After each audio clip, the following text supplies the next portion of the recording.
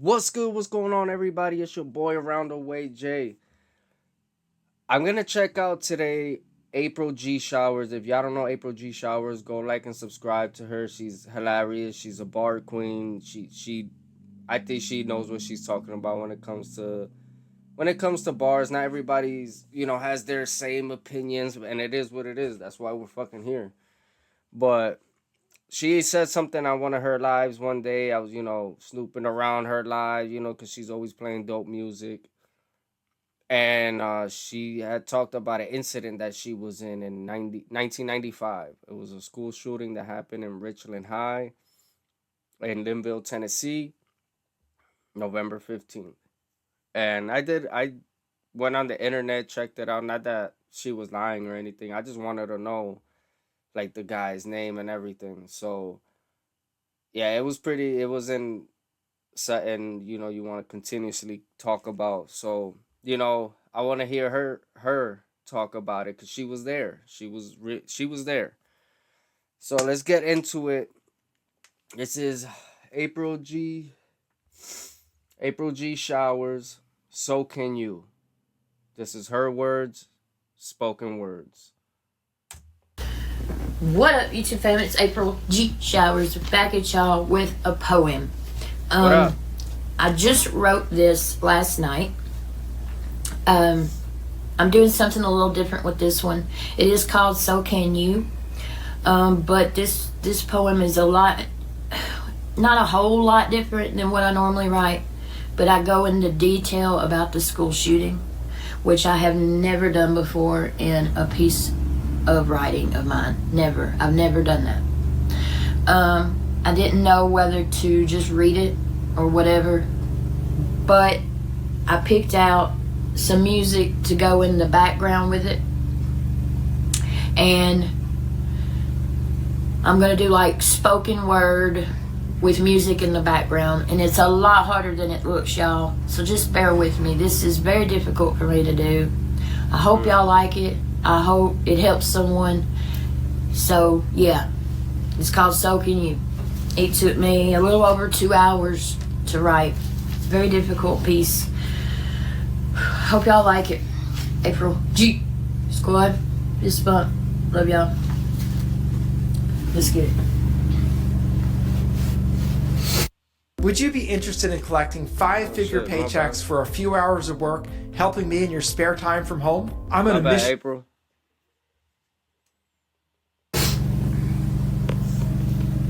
I have not watched the news since November of '95, when the school shooting happened and my best friend didn't survive. It was a Wednesday morning, just a normal school day, around 7:50 a.m. when we heard shots in the hallway. At first we thought it was a prank, some kid just acting dumb, setting off firecrackers, then everybody started to run. My best friend and I were in the hall. She had just bent down to get water from the fountain. Then again, we heard that sound. Damn, April, I could see the pain in your face. And I hate the way that I think, because as you're speaking on this, as you're speaking on it, I can't like see people's faces, because I never seen the people's faces, but like visually it's like and with the music in the background, it makes it even more visual for me. Like I could just see what you're talking about, which is weird, but wow. Just acting dumb, setting off firecrackers, then everybody started to run. My best friend and I were in the hall. She had just bent down to get water from the fountain. Then again, we heard that sound. He had just shot 2 teachers in the other hallway, then rounded the corner and held the rifle up to aim. His target was another teacher standing by me and my friend. He aimed and took his shot and hit her by accident. I glanced down the hallway. There he stood in a black trench coat. My best friend stood up from the fountain, her eyes widened as she grabbed her throat. I just stood there in shock. She fell down to the ground. Kids were running and screaming. I'll never forget that sound. That teacher was yelling at us all, "Everyone to the lunchroom." The double door slammed shut. No one knew what to do. 2 teachers and a student tackled him to the ground, took the rifle away, and just held him down. He was basically my neighbor. We all rode the bus together. Little did we know the day before that our lives would soon change forever. Wow. So the guy that did the shooting was April's neighbor, which is crazy. April, this guy was your neighbor. It's insane to think about it, because you see stuff like this on the TV, and like that, you just see it on the TV pretty much. And I know of a lot of people have asked themselves the same question I have when I'm watching something like that, like on ID or the Travel Channel or something. And you're like, damn, that's fucked up.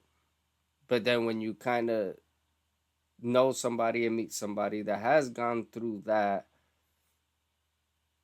it's like that shit, it hits reality. Because you're like, yo, that's real. That's reality. And for April to sit here and talk about it, pretty sure it took a long time, because that's not something easy to talk about. Like, you can't go on a date and be like, I mean, you can, but you could go on a date and be like, hey, by the way, this happened to me. Which you can, because sometimes that's how you just pretty much cope. Total stranger. But this is tough. Like, just thinking about it. I'm just thinking about it. It's just watching her as I don't even know how she's reading the piece of paper, honestly. Little did we know the day before that our lives would soon change forever. I remember getting back on the bus, just staring out the window, wondering if she was alright the entire way back home. The next thing I remember, I was sitting on the couch, listening to the news and radio with my mom in our house. Miss Foster passed away. Miss Yancey survived a gunshot wound to the head. Still in shock, I not cried. I just sat there waiting for an update on my friend. With every news report I heard, I thought, is this really happening? All of a sudden, on the radio, I heard them say her name. I quickly muted the TV so I could hear what they were saying. Please, God, let her be alright. Please say that she's stable. I'll never forget those words. Dying college just out on the operating table. I just sat there in complete shock. Didn't even shed a tear. We didn't go to school the next day. I was filled with so much fear. 2 days later, couldn't get on the bus because my friend was gone. So my mom drove me to school. I felt so scared and alone. I remember pulling up to the school, seeing the yellow crime scene tape, news reporters and cameras everywhere. My whole body began to shake. This is a lot.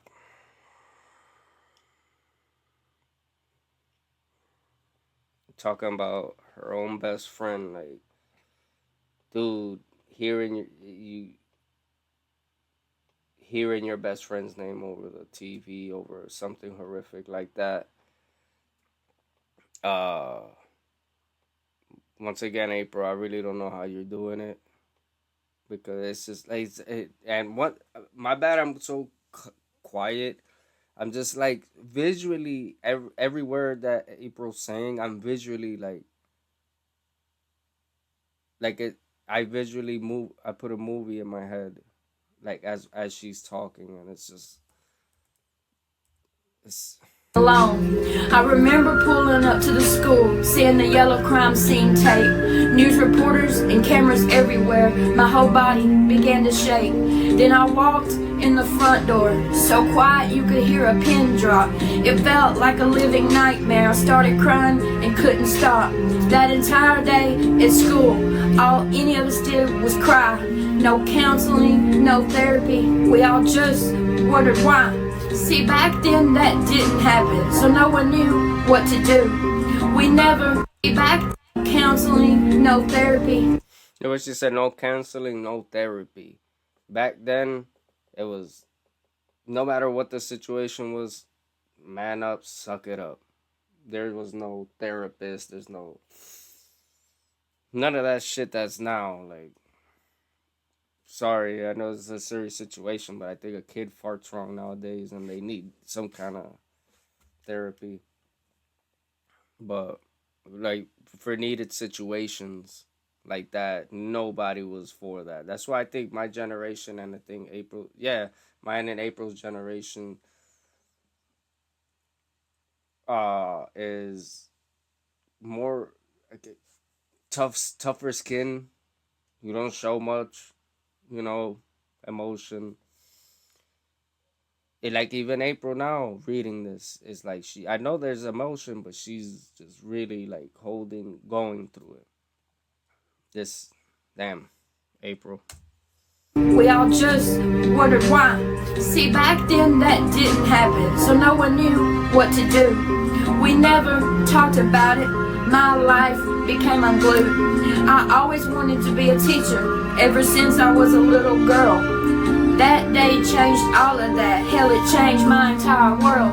I began having flashbacks, daily panic attacks. Didn't feel safe anymore, wanted my friend and my life back. Diagnosed with PTSD, the anxiety I could not escape. Didn't know how to handle it, so I began to self-medicate. Started smoking weed at 16, felt some relief at last. It helped me to not have to feel the pain and grief from my past. Smoked it daily over 10 years and started trying new things. Being an addict was never a thought or the consequences it brings. Got pregnant in 07 and I quit it all. I did it for my child though and never thought I would fall. Had to have a C-section. The doctor gave me a prescription. I took them like I should at first. It quickly turned into addiction. Fast forward nearly 4 years later, was taking 40 to 60 a day. I finally realized I had a problem when the choice was ripped away. I was a functioning addict, a nurse, a mom, paid my bills. No one knew how bad it was. My best friend was the pills. My phone rang in 04. Oh man. She said nobody knew my best friend was the pills. Yeah, April, that is very, very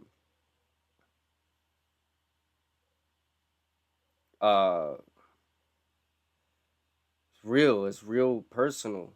And like I'm happy you did this. And that is, I understand 100% what she's talking about when you're a functioning addict, when you do certain things. It could be anything. It could be alcohol. It could be pills. It could be any other substance. And you could be a functioning one, but it's killing you inside because her trauma, she didn't know what else to do. So I know what that is. You feel the pain inside, but yet you're functioning to everybody. You're smiling. Sometimes you're not, but it's still normal. Because some people just, they don't function. And I think it's a little more dangerous when you're a functioning addict because you keep hiding, but you keep killing yourself. But this is pretty incredible. It was my dad with some news. He said they found something on my little brother's brain, my mind I was about to lose. We went to a lot of doctors trying to find the answer. We were all devastated when they said, "We're so sorry, it's brain cancer." At that time my brother was just 11. I had not had my son yet, so I just take more and more so the pain I could forget. He then went into remission, but me, I stayed addicted. I was so angry at God, I felt I deserved to be afflicted. So anyway, back to 2011, my son was then 3. I finally swallowed my pride and talked to my family. I went to rehab that August, so ashamed and full of guilt. But I knew I had to do it, so my life I could rebuild. I was there for 3 months, missed my son's 4th birthday. Felt like such a failure, but I stayed there anyway. By then my little brother was 17 and the cancer had come back. God, what else can possibly happen? Can you please cut me some slack? I came home that October. Everything felt so strange. Been addicted to drugs over 15 years. My whole life had to change. I got a sponsor, worked the steps, and it changed and saved my life. But recovery hasn't been easy. Been through much pain and strife. My little brother passed away. Watched him take his last breath. Thought nothing would be worse than the shooting and my best friend's death. But boy, was I so wrong. I just wanted to be dead. So 6 months after he died, I put a gun to my head. The only thing that stopped me from killing myself that night was the thought of my son or mom finding me. So I knew I had to fight.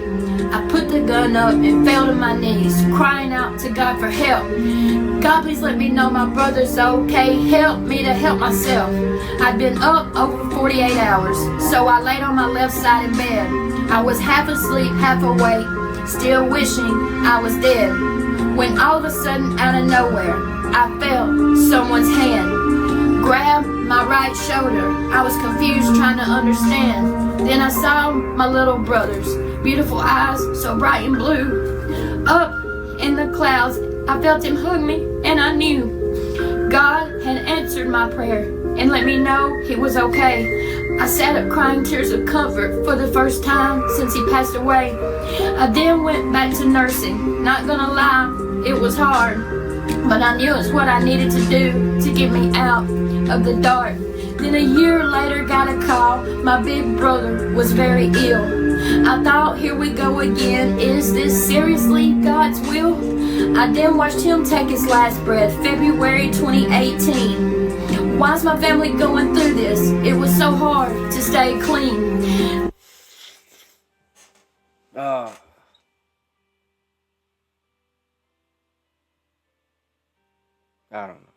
I don't know if you guys could hear these church bells. They're like way, way down there, but they're so loud.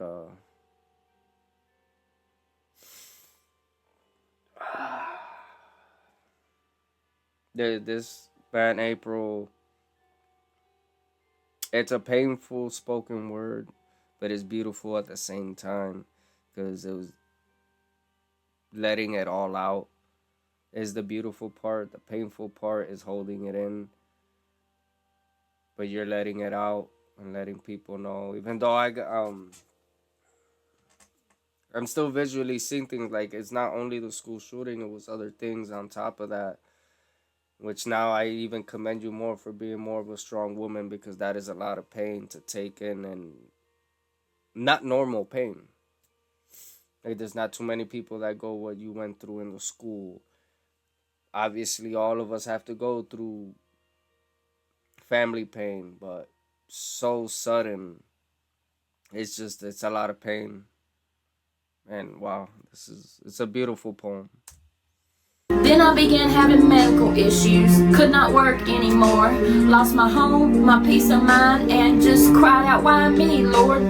My son and I moved in with my mom. I was in a state of bad depression, stayed isolated in my room, writing in music was my therapy session. Then I found these things called reactions, while binge watching YouTube, loved every minute of it and thought, this is something I could do. However, I was very hesitant due to my physical looks, my age, my teeth, just everything. So my head, I just shook. But I kept on watching them. No Life Shack was my inspiration. Then went to a live stream one night in that chat, and No Life Shack was my I just shook. But I kept on watching them. No Life Shack was my inspiration. He was mine too, April. I did not miss one No Life Shack reaction. Matter of fact, if you've watched as long as I think we've been witness Ja Rule had him move to every toilet in Shaq's house. That's how far I go back, like to the little room with the back. Yeah. Damn, man, that's crazy.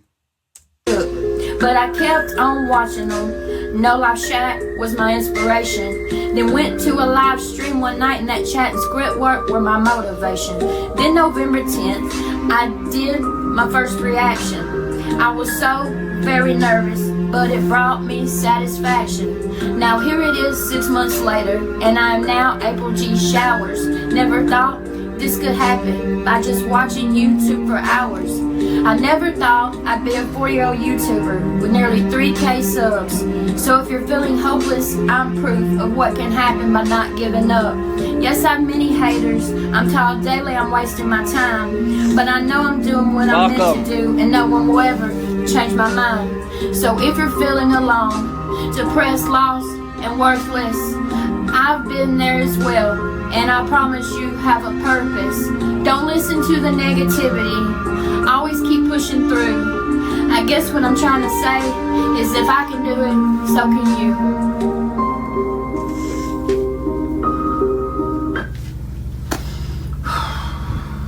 That was very difficult. Let me let her talk. That was very difficult. I'm like shaking. So that was So Can You.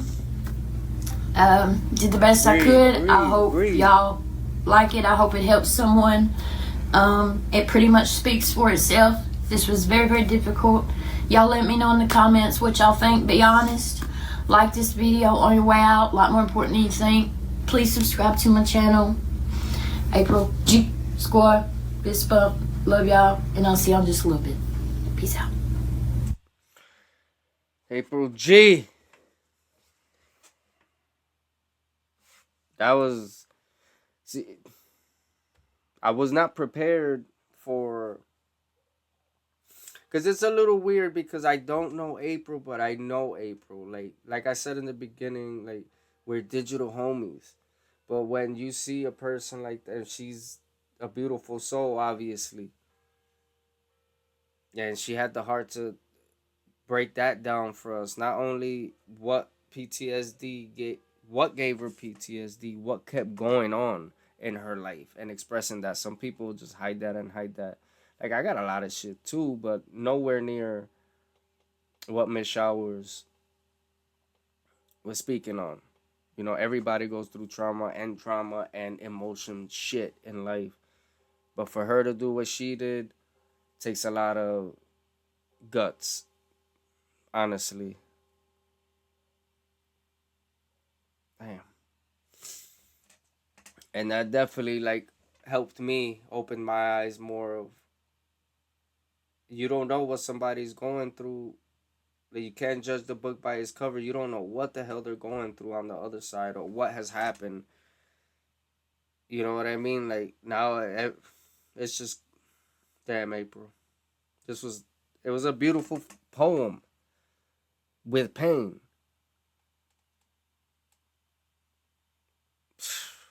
And April said almost 3,000 subscribers as I'm doing the video. She's at 17. She's past 17K.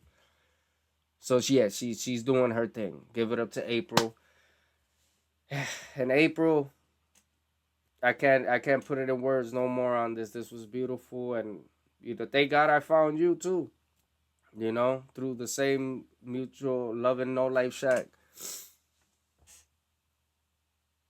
That was beautiful, guys.